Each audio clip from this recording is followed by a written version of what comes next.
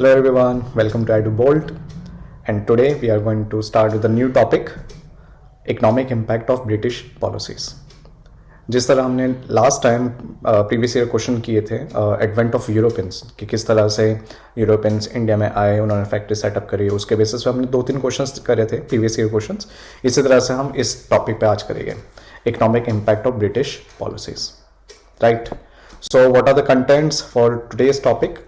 सो easy way में again last time की तरह हम इसको पार्ट में डिवाइड करेंगे। तो आज हम इस टॉपिक को देखेंगे लैंड टेन्योर सिस्टम्स, राइट। तो इसके बेसिस पे 2 प्रीवियस ईयर क्वेश्चंस है और सेम एज यूजुअल हम एक्सप्लेनेशन देखेंगे पहले और देन उसका कंटेंट देखेंगे कि बुक में किस तरह से दे रखा है और उसको समझने की कोशिश करेंगे। So this is related to the part 1 and then similarly we are going to do the next topic, the economic impact of British rule, and इसमें 3 previous year question paper है and this will be included in part 2, right।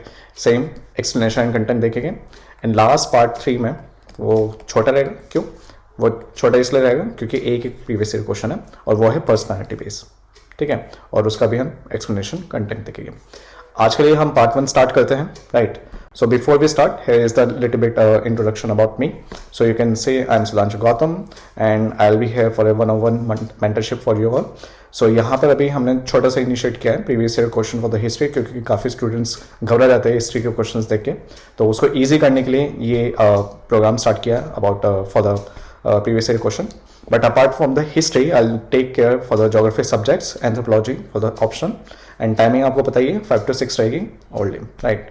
तो आपको book करने के लिए कुछ नहीं करना, नेक्स्ट स्लाइड में आपको दिखाऊंगा कि किस तरह से बुक करना है और बुक करने के लिए आपके पास ये सारी डिटेल दे रखी है, राइट।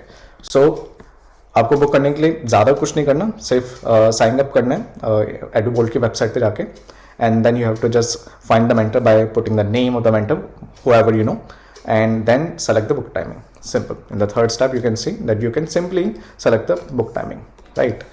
Then last में join session. Simple.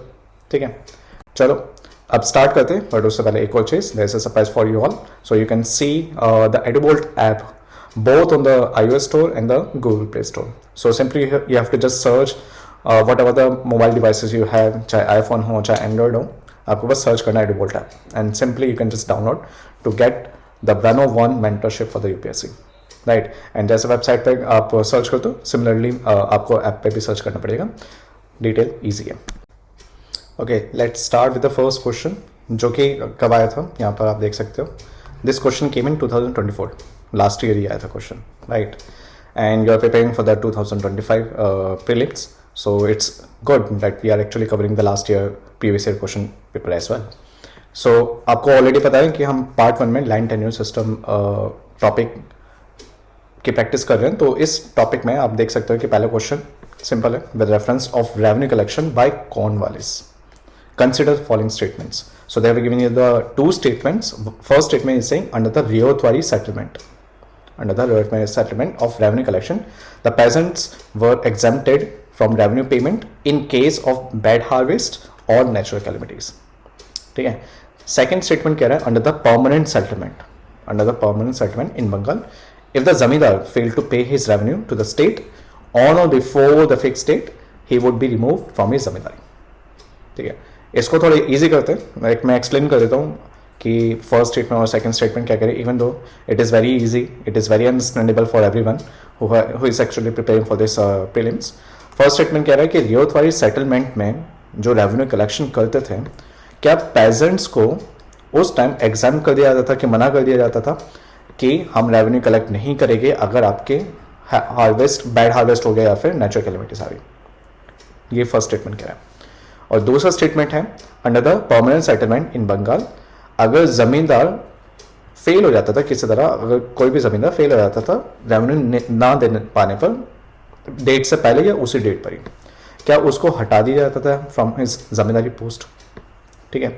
तो यहाँ पर आपको कीवर्ड मैच करने पड़ेंगे अभी और फाइंड करने पड़ेंगे लाइक एग्जैक्टली यहाँ पर कीवर्ड्स क्या क्या है जिसको ध्यान में रखना है। सबसे पहला कीवर्ड क्वेश्चन में ही है कॉर्नवालिस। अब देखो मॉडर्न हिस्ट्री में कॉर्नवालिस का कॉन्ट्रीब्यूशन बहुत ज़्यादा था, ठीक है। आप देखोगे कि लाइक सिविल सर्विसेज में भी कॉर्नवालिस था, इन्वॉल्वमेंट था, ठीक है। और भी बहुत सारी चीज़ें हैं जो कॉर्नवालिस के थ्रू काफ़ी चीज़ें डेवलप हुई है, ठीक है। लेकिन हमें इसको किस टर्म्स में देखना है, रियोतवारी सेटलमेंट और परमानेंट सेटलमेंट, ठीक है। सो अंडर द रियोतवारी सेटलमेंट और revenue collection the pageants were exempted from revenue payment. क्या ये सही है, क्या गलत है, देखते हैं। और यहाँ पर देखना है हमें परमानेंट सेटलमेंट में, तो यहाँ पर दूसरा कीवर्ड हो गया रियोतवारी सेटलमेंट और यहाँ पर हो गया परमानेंट सेटलमेंट, ठीक है। वो भी स्पेसिफिकली पूछा गया बंगाल में। So these are the options given. अब आप बता सकते हो या दोनों सही है तो फिर आप सी मार्क कर सकते हो, अगर दोनों गलत हैं तो आप डी मार्क कर सकते हो, राइट। या फर्स्ट और सेकंड स्टेटमेंट में से कौन सा सही है आप उसको मार्क कर सकते हो। The correct answer for this question is B, मतलब सिर्फ सेकंड स्टेटमेंट ही सही है। और सेकंड स्टेटमेंट क्या कह रहा है कि परमानेंट सेटलमेंट पर, जो कि बंगाल में था, if the zamindar fail to pay his revenue, क्या उसको हटा दिया जाता था जमींदारी पोस्ट से? यस, ये स्टेटमेंट सही है, ठीक है। फर्स्ट स्टेटमेंट क्या कहता है कि रियोतवारी सिस्टम में पेजेंट्स को एग्जाम किया जाता था? नहीं, चाहे बैड हार्वेस्ट हो जाए या नेचुरल कैलेमिटीज हो जाए, ठीक है, उस टाइम पर भी पेजेंट्स को रेवेन्यू देना होता था, ठीक है। इसी वजह से ये गलत हो गया and second statement is right. चलो जल्दी से एक्सप्लेनेशन देख लेते हैं। So explanation, economic impact of British rule देख लेते हैं। So under the Ryotwari settlement peasants were directly responsible for paying land revenue to the British government, ठीक है। peasants ही रिस्पॉन्सिबल होते थे किसमें? रियोतवारी सेटलमेंट में, ठीक है। अच्छा देखो, हिस्ट्री में ना जो ब्रिटिशर्स किस तरह से रेवेन्यू कलेक्ट करते थे, तो उन्होंने स्टेज बाय स्टेज एक सेटअप कर रखा था कि लाइक कि पहले किस तरह से हम रेवेन्यू कलेक्ट करेंगे, ठीक है। सो सबसे पहली चीज़ आई परमानेंट सेटलमेंट, ठीक है, परमानेंट सेटलमेंट।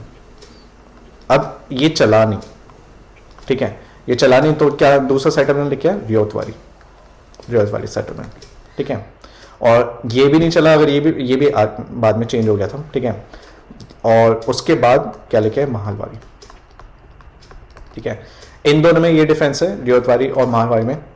और परमानेंट सेटलमेंट में कॉमन क्या है, पहले ये देख लेते हैं कि किस तरह से लैंड रेवेन्यू कलेक्ट करना। इन तीनों चीज़ों में ये कॉमन है, ठीक है। रियोतवारी में ये था साउथ और साउथ वेस्टर्न इंडिया की तरफ, ठीक है। और महालवारी आप मान लो कि नॉर्थ इंडिया की तरफ, ठीक है। अब यहाँ पे देखो, under the Ryotwari settlement peasants were directly responsible for paying land revenue to the British government. सीधा ब्रिटिश गवर्नमेंट को जो भी रेवेन्यू कलेक्ट करते थे लैंड से, वो देना होता था। However there was no general provision for exemption, कुछ था ही नहीं, ऐसा कोई प्रोविजन ब्रिटिशर्स ने बना ही नहीं रखा था कि अगर बैड हार्वेस्ट हो जाए या फिर नेचुरल कैलेमिटीज आ जाए, ऐसा कुछ नहीं है। तब भी उन पेजेंट्स को देने ही होते थे, जितना उन्होंने फिक्स कर रखा है वो देने ही होते थे, right. So farmers were force to pay the revenue even during famines, चाहे फमाइंस भी हो जाए, मतलब भूखे लोग मर रहे हैं तब भी देना पड़ेगा, ठीक है। So hence statement 1 is not correct. पता चल गया क्यों स्टेटमेंट 1 करेक्ट नहीं है, राइट। सेकेंड देखो, under the permanent settlement in Bengal introduce by Lord Cornwallis, ठीक है। ये कौन लेके आया था, इंट्रोड्यूस किसने? Lord Cornwallis in 1793। If his zamindar fail to pay his revenue to the state, चाहे डेट से पहले या फिर उसी डेट पर, so their land would auction of, वो जमीन हटा देता है, मतलब जमींदार को हटा देते थे उस जमीन से कि भाई हट जाओ। So hence statement 2 is correct, ठीक है। अब ये एक्सप्लेनेशन देख लिया, काफी सिंपल था। अब ये चीज देखो कि बुक में क्या दे रखा है, बुक में किस तरह से दे रखा है, ठीक है। अब थोड़ा हम स्टोरी जानने की कोशिश करेंगे क्या। सो पहले देखो, जो ब्रिटिश का एस्टैब्लिशमेंट था साउथ और वेस्टर्न इंडिया में, ठीक है। अब उनके लिए नई प्रॉब्लम आ गई, और वो नई प्रॉब्लम क्या थी? Land settlement. ये लैंड सेटलमेंट की नई प्रॉब्लम उनके लिए क्यों थी? क्योंकि all over India land settlement का या लैंड पर जो भी प्रैक्टिस करते थे वो इंडिया में बहुत टाइम से करते आ रहे थे, ठीक है। ब्रिटिशर्स को समझ में आ गया था कि ऑल ओवर इंडिया में हर विलेज अपनी अलग अकॉर्डिंग प्रैक्टिस करता है, अलग अलग तरीके से, राइट। सो अब ये उनके लिए प्रॉब्लम थी कि ऑल ओवर इंडिया हम कैसे स्टैंडर्डाइज करें, कैसे मतलब सबको एक साथ एक ही प्लेटफॉर्म पर लेके आए, ठीक है। So officials believe that in these regions there were no zamindars, यहाँ पर तो कोई जमींदार नहीं है यहाँ पर, ठीक है। With large estate with home settlements of land revenue could be made, मतलब इस इतने लार्ज सेटलमेंट के लिए हम एक बंदे को कैसे चूज करें, एक जमींदार को कैसे चूज करें उनमें से, जब ऑलरेडी ये जो पहले से प्रैक्टिस कर रहे हैं उनमें से किस तरह से हम किसको सेलेक्ट करें, like for to make them the zamindar जो कि हमारे लिए रेवेन्यू कलेक्ट कर सके। So that the introduction of zamindari system would upset the existing state of affairs. इसका मतलब क्या है, अगर वो अपना एक सिस्टम लेके आती है जमींदारी सिस्टम कि किसी एक पर्सन को हम जमींदार बना दे और वो हमारे लिए लैंड कलेक्ट करे, तो ये तो वहाँ के जो already existing state of affairs है जिस तरह से वो प्रैक्टिस करते आ रहे हैं वो डिस्टर्ब कर देगा, right. So many Madras officials lead by Alexander read. देखो ये चीज़ याद रखना क्योंकि नेक्स्ट क्वेश्चन में 2017 में पूछा गया, तो उसमें इसी के रिलेटेड क्वेश्चन पूछा गया था, ठीक है। हम करेंगे वो वाला क्वेश्चन भी आज ही करेंगे। So many Madras official led by Alexander Read and Thomas Munro recommended that settlement should be made directly with the actual cultivators। अब इनका ये कहना था कि एक काम करते हैं कि जो कल्टिवेटर्स है ना उन्हीं को ही बना देते हैं, हम किसी तरह से जमींदार तो नहीं बनाते लेकिन उनसे ही बोलते हैं कि भाई हमें रेवेन्यू कलेक्ट करके दो, ठीक है। So they also pointed out that under permanent settlement. अब देखो इससे पहले ये वाला सिस्टम, नया सिस्टम लेके आने से पहले अब उन्होंने परमानेंट सेटलमेंट प्रैक्टिस करी थी और वो परमानेंट सेटलमेंट एक तरह से फाइनेंशियली लूज हो गई थी एक तरह से, ठीक है। मतलब उनको रेवेन्यू कलेक्ट का रेवेन्यू इतना आया नहीं जितना कलेक्ट करने की सोच रहे थे, वो इतना आया नहीं, एक तरह से फाइनेंशियल लॉस था उनका। So they also pointed out the under the permanent settlement the company was a initial financial loser as it had to share the revenues with zamindars, क्योंकि अपना जो रेवेन्यू कलेक्ट होता था ना वो कहीं ना कहीं शेयर करना होता था। जैसे सपोज करो कि 100 रुपीज़ उन्होंने कलेक्ट किया तो उनमें से कुछ ज़मींदार को देना होता था, ठीक है, कुछ अपने आप को देना होता था और कुछ जो बचा वो कल्टिवेटर्स को देना होता था, इस तरह से। तो उनको अपने रेवेन्यू शेयर करने होते थे, तो इससे क्या उनको इतना प्रॉफिट होगा, नहीं होगा, right. And could not claim A share of growing income from land, तो उनको एक तरह से प्रॉफिट ही नहीं होता था, ना ही उनकी इनकम ग्रो हो रही थी, ठीक है। अब वो ट्रिक आजमाने लगे कि भैया उनके लिए क्या करें। So moreover the cultivators was left at the mercy of zamindar. अब जब इन्होंने एक लैंड पर जमींदार रख लिया, ठीक है, और इस जमींदार को क्या करना होता था, एक हायर करना होता था। हायर क्या करते थे, पेजेंट्स हो गए, कल्टिवेटर्स हो गए, ठीक है, वो हायर करते थे यहाँ पर दूसरे हो गए कि इस लैंड पे काम करें। अब क्या होता था कि मोस्ट ऑफ द, क्योंकि इसको ब्रिटिशर्स ने इसको जमींदार को ब्रिटिशर्स ने रिस्पॉन्सिबिलिटी दे दी थी कि ये हमारे लिए रेवेन्यू कलेक्ट करें, और ये किससे कलेक्ट करता था, कल्टिवेटर्स से, फार्मर से, पेजेंट से, ठीक है। सो जो जमींदार थे, ये जो कल्टिवेटर थे, these cultivator was left at the mercy of the zamindar who could oppress him at will. तो ईजिली अब ये जमींदार इनको ऑप्रेस कर सकता था, right. So under the system they proposed which is known as a Ryotwari settlement. अब ये रियोतवारी सेटलमेंट को लेके आए, एक वो लेके आए, जैसे परमानेंट सेटलमेंट थे इसी तरह से रियोतवारी सेटलमेंट को लेके आए। The cultivator was to be recognized as the owner of his plot and of land and subject to the payment of the land revenue. अब वो लेके आए कि चलो हम जमींदार को हटाते हैं यहाँ से, इन्हीं को ही, ठीक है, इनको ही ये वाला लैंड दे देते हैं, और जो भी यहाँ पर काम करेगा ना, जो भी काम करेगा उसको एज ए रेंट देना होगा, और रेंट किसको देना होगा, ब्रिटिशर्स को। तो ये वाला तरीका इन्होंने फाइंड किया कि किस तरह हमें रेवेन्यू मिल सके, तो कल्टिवेटर्स को ही बोल दिया अंडर द रियोतवारी सेटलमेंट, ठीक है। So the supporters of the Ryotwari system claim that it was a continuation of the state of affairs and the had existed in the past. तो ऐसे तो था परमानेंट सेटलमेंट से पहले जो इंडिया में प्रैक्टिस करी जाती थी फार्मिंग, उसमें क्या था कि कल्टिवेटर्स को ही वही रिस्पॉन्सिबल होते थे ग्रो के और ये सब। तो वो कहने लगे कि भाई हमने इस तरह से कर दिया कि एक कल्टिवेटर्स को ही अब कोई रेंट देना होगा जो भी इस पे काम करेगा इस लैंड पर। अब जमींदार हमने हटा दिया और अब कोई कन्फ्लिक्ट नहीं हो रहा, जो पहले का सिस्टम था बिल्कुल सेम ही है वैसे, ठीक है। इन्होंने मतलब एक तरह से ना कन्विंस कर दिया उनको, right. So now this ryotwari settlement was in the end introduced in parts of the Madras, फिर मद्रास में इंट्रोड्यूस किया गया, बॉम्बे प्रेसिडेंसीज में इंट्रोड्यूस किया गया, कब, 19th सेंचुरी में। The settlement under the ryotwari system was not made permanent। अब इसको परमानेंट नहीं किया गया, दिस रियोतवारी सेटलमेंट इसको परमानेंट नहीं किया गया। क्यों?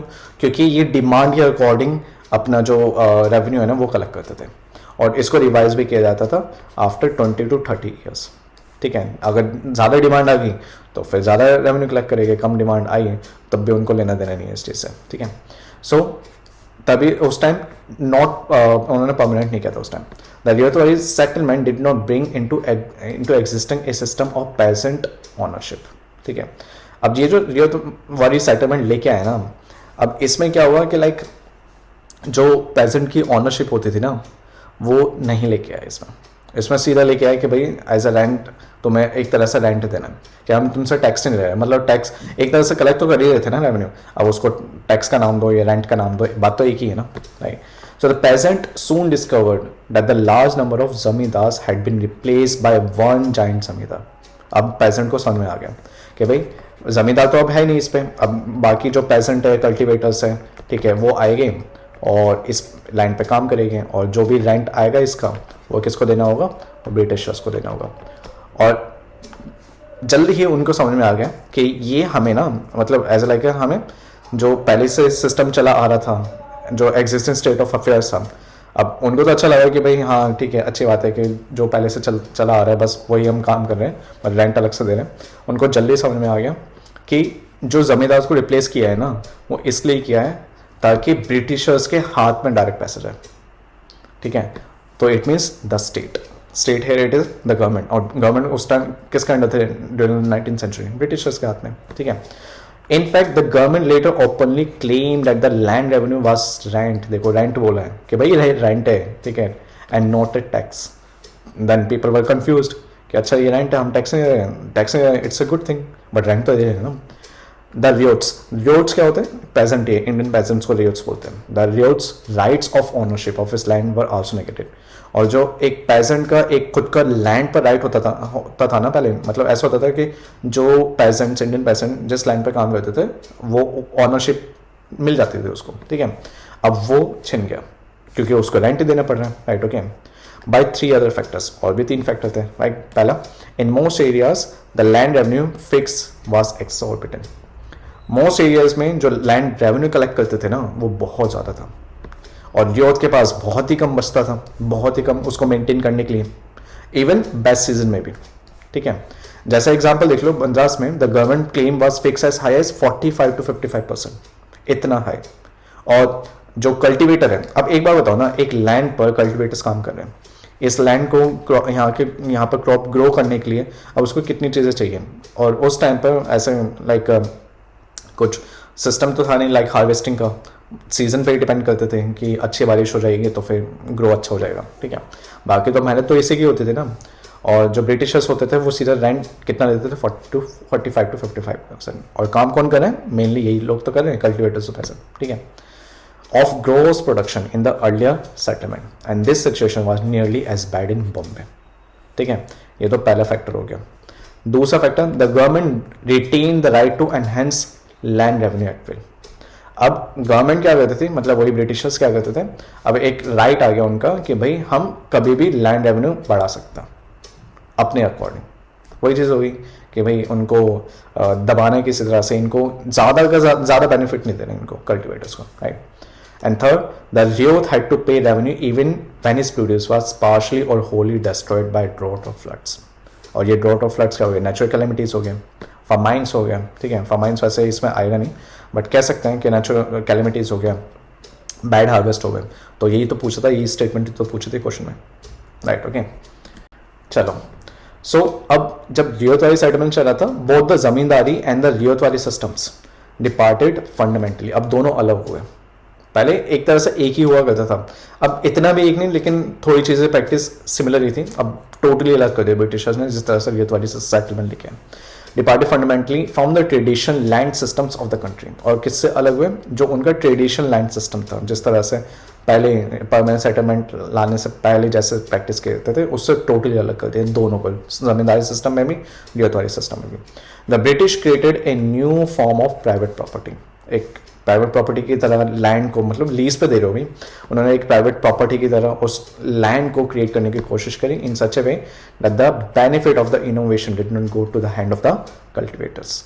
मतलब जो इनोवेट करें किसी भी तरीके से, किसी भी आइडिया से एक आइडिया इनोवेट कर दे कि ज़्यादा से ज़्यादा इनकम या लैंड रेवेन्यू कलेक्ट कर सकें, तो वो कल्टिवेटर्स के हाथ में न रहे. तो इसी वजह से उन्होंने प्राइवेट प्रॉपर्टी उस लैंड को बनाने की कोशिश करी. वो ठीक समझा, ठीक है. So all over the country land was now, अब प्राइवेट प्रॉपर्टी बना दे, अब वो सेल भी कर दी उन्होंने कि भाई अब तुम सेल भी कर सकते हो इसका लैंड, ठीक है. सेलेबल भी हो गया, मॉर्टगेजेबल भी हो गया, एलिनेबल भी हो गया. किसी भी लैंड को अब मॉर्टगेजेबल कर सकते हो कि लाइक किसी तरह से उसको किराए पे भी दे सकते हो, किसी भी लैंड को वो सेल भी कर सकते हो, किसी को भी, रिच पेजेंट को भी कर सकते हो, राइट, ओके, या फिर मर्चेंट्स को भी कर सकते हो, किसी को भी कर सकते हो, एंड किसी भी लैंड को एलिनेबल भी बना सकते हो. So this was done primarily to protect the government revenue, ताकि गवर्नमेंट का रेवेन्यू कम ना हो. सही बात है. So if the land had not been made transferable, अगर ट्रांसफरेबल ना हो या फिर सेल भी ना हो, देन गवर्नमेंट क्या करती है, अब उनको तो प्रॉब्लम होगी कि इसको किस तरह से रिलीज किया जाए. ठीक है, किस तरह से इसमें अगर ट्रांसफर नहीं हो रही है और सेल भी नहीं हो रही है तो क्यों करेंगे वो ट्रांसफर सेल, वो तब करेंगे ना ताकि उनका जो प्रॉफिट है लैंड रेवेन्यू का वो ज़्यादा नहीं आ रहा, तो तभी ट्रांसफर करेंगे. ठीक है, लेकिन उनको तो बहुत मुश्किल होती थी इस चीज़ से to release the revenue from the cultivator who had no savings or possession of which out of which to pay it. ठीक है, so now he could borrow money on the security. अब एक बार बताओ ना, अगर एक प्रॉपर्टी पर, एक लैंड पर कल्टिवेटर्स काम कर रहे हैं, ठीक है, अब यहाँ काम करते रह रहे हैं, एकदम से ब्रिटिशर्स आए यहाँ पर और उन्होंने कह दिया कि भाई हम तो इसको सेल कर रहे हैं. ठीक है, अब ये किसके लिए काम करेगा, उसके हाथ में उसके लिए काम करेगा ना जो ये खरीदेगा, जो ये लैंड खरीदेगा. ठीक है, अब इसी वजह से क्या हुआ कि इसको रोकने के लिए ये जो कल्टिवेटर्स है वो मनी बोरो करते थे, right, on the security of his land, इसी लैंड को लेकर. ठीक है, और even more than 11th part of it land, मतलब इतना ज़्यादा, मतलब ज़्यादा उसको ये जो कल्टिवेटर्स है अपने लैंड को और ज़्यादा बढ़ा के, ठीक है, उसको पे करने की कोशिश करते हैं, पे हिज लैंड रेवेन्यू, किसको, ब्रिटिशर्स को. सो इफ ही रिफ्यूज, अगर ये मना कर दें, कल्टिवेटर्स मना कर दे to do so, the government could and often did auction his land and release the amount. अगर ये मना भी कर देते हैं तो ब्रिटिशर क्या करते थे, इस लैंड को सेल कर देते थे. So another reason for introducing private ownership in land was provided by the belief that the only right ownership would make the landlord or the ryoth exert himself in making improvements. ठीक है, तो ये चीज़ इसलिए भी लेके आए जो private ownership है, ताकि एक तो जो भी इनोवेशंस करें इम्प्रूव करने के लिए वो सीधा के सीधे कल्टिवेटर्स के हाथ में ना जाए.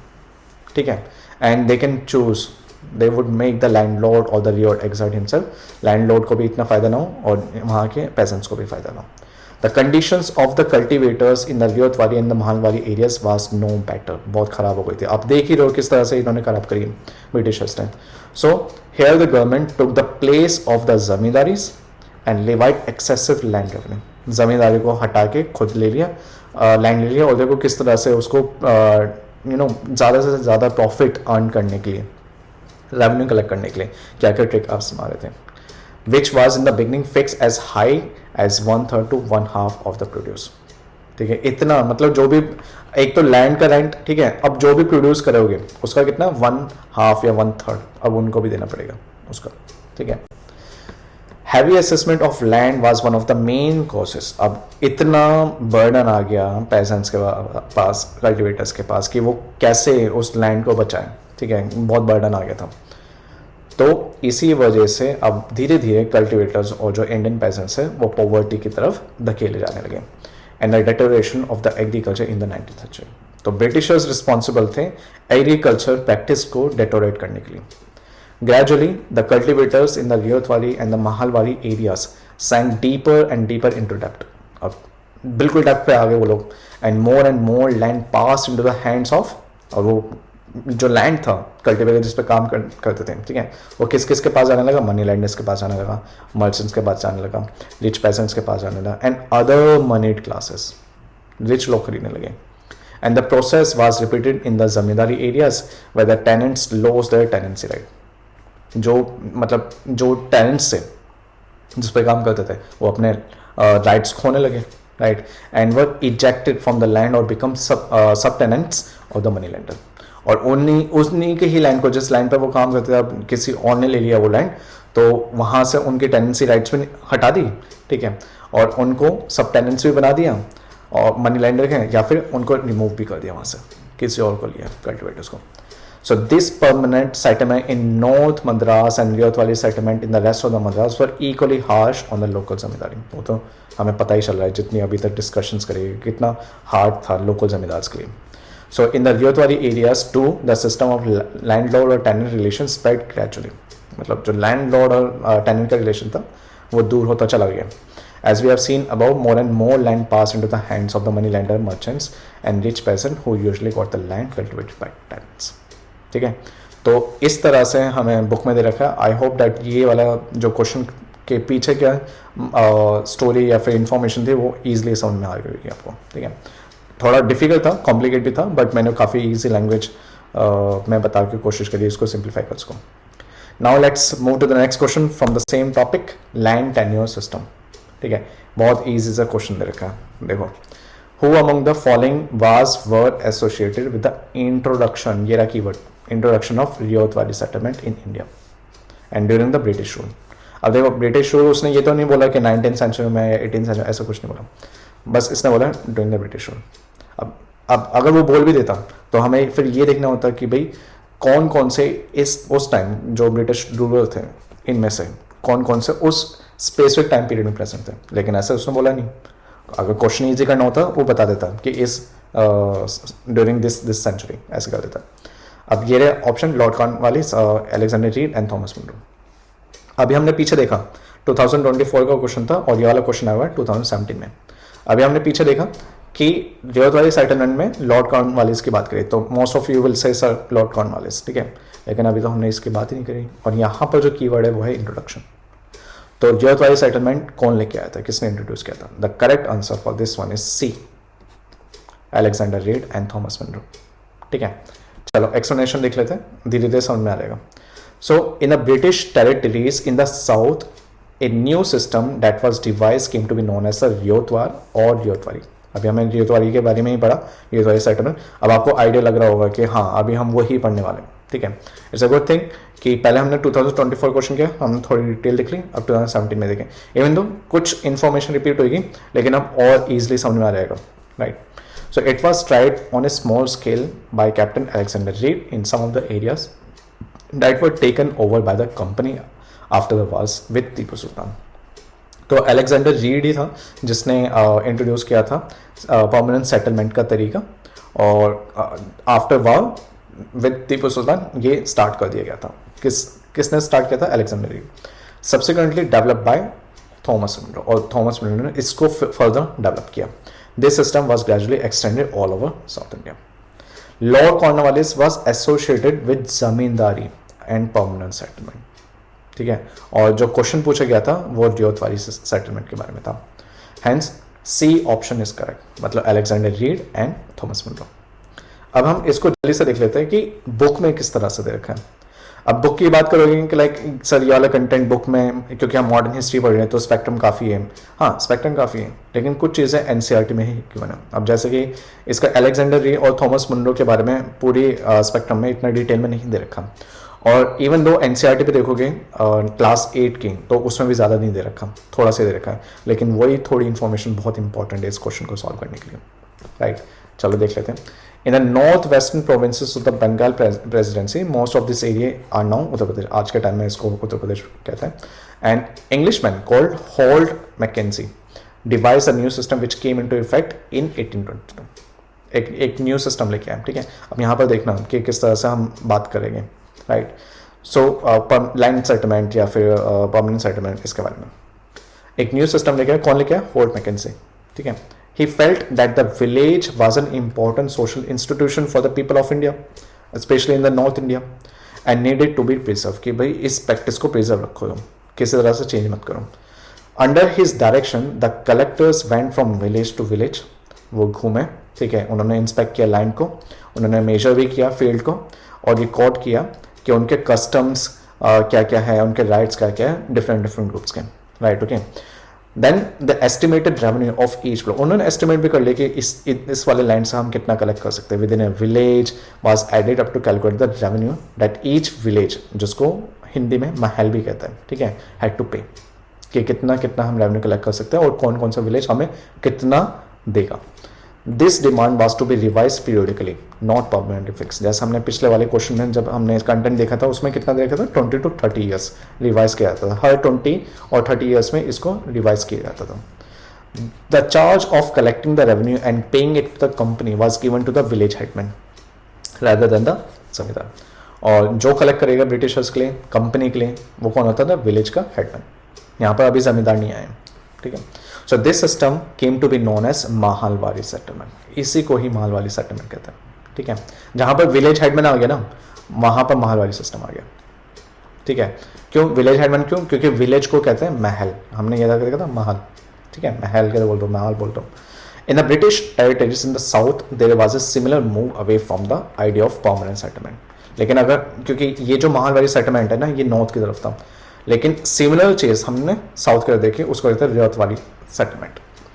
सो the new system that was devise came to be known as Ryotwar or Ryotwari settlement, ठीक है। अब देखो ये चीजें समझ में आ गई होगी, जो मैं पिछले क्वेश्चन में उसके कंटेंट के अकॉर्डिंग में समझाने की कोशिश कर रहा था कि नॉर्थ में किस तरह से लैंड सेटलमेंट को क्या कहते हैं और साउथ में उसको क्या कहते हैं लैंड सेटलमेंट को, ठीक है। सो अब समझ में आ गया, नॉर्थ में उसको माहलवारी सेटलमेंट कहते हैं और साउथ में उसको हम रियायतवारी सेटलमेंट कहते हैं। दोनों में कॉमन चीज़ ये थी कि ब्रिटिशर्स को किसी भी तरह लैंड रेवेन्यू कनेक्ट करना है, ठीक है। और कॉमन डिफरेंस क्या था? प्रैक्टिस था कि किस तरह से वो प्रैक्टिस करते थे। जैसे माहलवारी में विलेज हेडमैन की रिस्पॉन्सिबिलिटीज थी, ठीक है, और रियायतवारी में कल्टिवेटर्स से कलेक्ट करते थे। These are the differences. ध्यान से सुनो और सोचने समझने की कोशिश करो, ठीक है। सब इजी लगेगा। सो it was tried on a small scale by captain Alexander read, है ना। अब ये जो रियायतवारी सिस्टम है, क्योंकि हमारे क्वेश्चन ही में ही यही पूछा गया था कि इंट्रोड्यूस किसने किया था।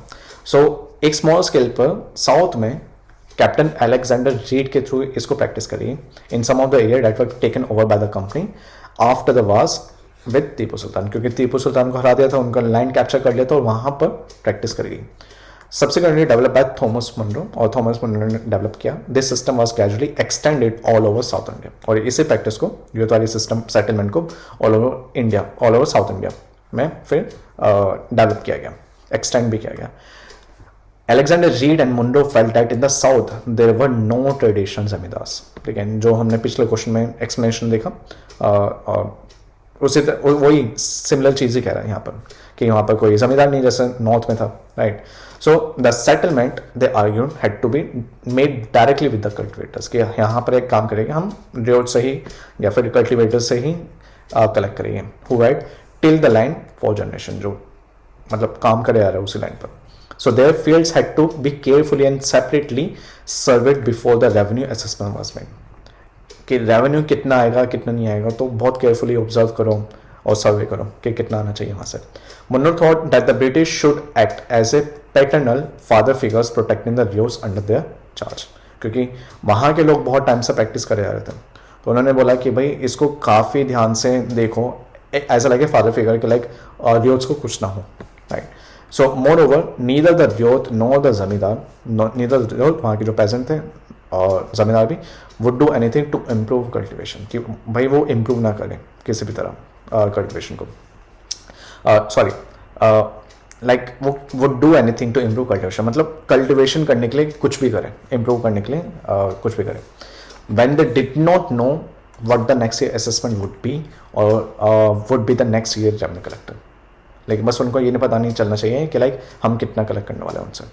So it was at this stage that the idea first emerge of fixing the land revenue, और यहीं से आइडिया है कि एक काम करते हैं हम इस लैंड पर ना फिक्स कर देते हैं, चाहे लॉस हो चाहे अच्छा सीजन आए या ना आए, फिक्स कर देते हैं at a permanent amount. So finally after the prolong discussion and debate the permanent settlement was introduce. अब किया गया permanent settlement introduce in Bengal, in Bihar in 1793 by Lord Cornwallis. अब समझ में आ गया, लॉर्ड कॉर्नवालिस ने इंट्रोड्यूस किया परमानेंट सेटलमेंट, और परमानेंट सेटलमेंट का कहने का मतलब ये है कि परमानेंट रेवेन्यू कलेक्ट करने के लिए लैंड से, ठीक है। और इंट्रोड्यूस किसने किया था? ये परमानेंट सेटलमेंट तो लॉर्ड कॉर्नवालिस ने इंट्रोड्यूस किया था बंगाल और बिहार में, और captain Alexander Read and Thomas Munro ने इंट्रोड्यूस किया था Ryotwari system, right. So it had two special features. ये जो परमानेंट सेटलमेंट है इसमें दो स्पेशल फीचर है, फर्स्ट और सेकंड। तो फर्स्ट एक बार डिस्कस कर लेते हैं। Here the zamindar and revenue collectors were converted into so many landlords, उनको कन्वर्ट किया गया लैंडलॉर्ड्स में। They were not only act as agents of Britishers या of government in collecting the land revenue from the ryot, but also to become the owners of the entire land in the zamindaris. मतलब इन्हीं जमींदार्स को convert किया landlord. अब वो एक तरह से एजेंट की तरह ही काम नहीं कर रहे हैं, वो एक तरह से ओनर की तरह भी काम कर रहे हैं of the entire land in the zamindaris. So their title of ownership was made hereditary and transferable. और जो काम करेगा उनके बच्चे भी वही सेम काम करेंगे, ठीक है, और ट्रांसफर भी किया जा सकता है। But on the other hand the cultivators were reduced. Cultivator को कम कर दिया गया टू द लो स्टेटस, ठीक है, कम कहाँ कर दिया, reduce to the low status, उनको स्टेटस ज़्यादा नहीं दी, ठीक है, ऑफ मेयर टेनेंट्स। और उनको कौन सा स्टेटस दे दिया कि भाई तुम एक तरह से टेनेंट्स हो, मतलब इस लैंड पे जब हम बोलेंगे आप तब काम करोगे, और जब आप काम करोगे तो हम आपको सैलरी देंगे एज ए मेयर टेनेंट, ठीक है, आप ओन नहीं कर सकते इस लैंड को। And were deprived of long standing rights to the soil and other customary rights. जो पहले के टाइम पे मतलब ब्रिटिश के जब ये इंट्रोड्यूस किया गया परमानेंट सेटलमेंट, उससे पहले क्या करते थे कि कल्टिवेटर जो भी प्रैक्टिस करते थे उनको कुछ उसी लैंड का पार्ट बना देते थे, ऑनरशिप्स राइट दे दिया करते थे, लेकिन अब वो हटा दिए गए वहाँ से। The use of the pasture and forest land, irrigation canals, fisheries and homestead plots and protection against the enhancement of rent were some of their rights which were sacrificed. ये जितने भी rights थे ना, forest land, irrigation rights, सब cultivators से छीन लिए गए. In fact, the tenantry of Bengal was left entirely at the mercy of zamindars. और जो tenants को संभालने का था बंगाल में, ठीक है, अब वो किसके हाथ में दे दिया, जमींदार के हाथ में दे दिया.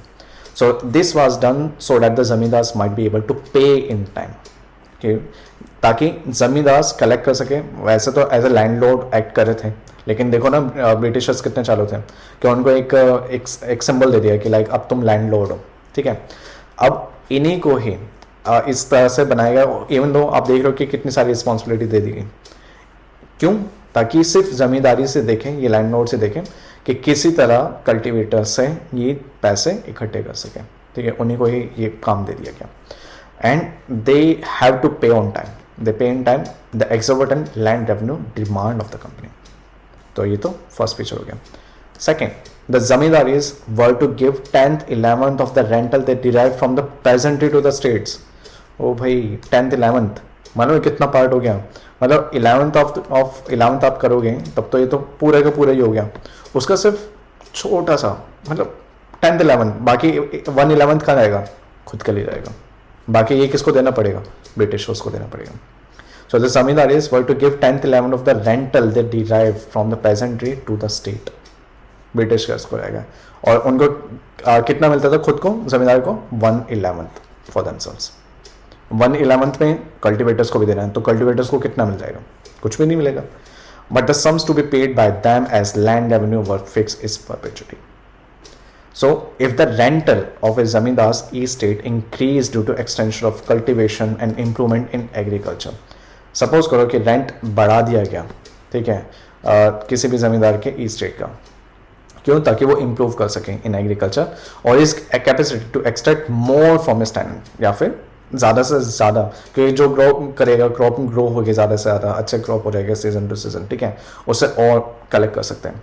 और any other reason he would keep the entire amount of the increase. तो ज़मींदार उस चीज़ को अपने पास रख सकता है, क्योंकि ब्रिटिशर्स ने तो फिक्स कर दिया था ना एक लैंड का कि इतना तो देने ही देना है. तो अगर इनोवेशन करके इम्प्रूव कर दे और प्रोडक्शन ज़्यादा करके अगर वो करता है किसी भी सीजन में, तो ज़मींदार अपने पास रख सकता है, ठीक है. तो इसी के वजह से जमींदार क्या करते थे और ऑप्रेस करते थे कल्टिवेटर्स को, right. So the state would not make any further demand upon him. अब डिमांड नहीं कर सकते हैं कुछ भी ज़्यादा, ठीक है. So at the same time the zamindar had to pay his revenue rigidly.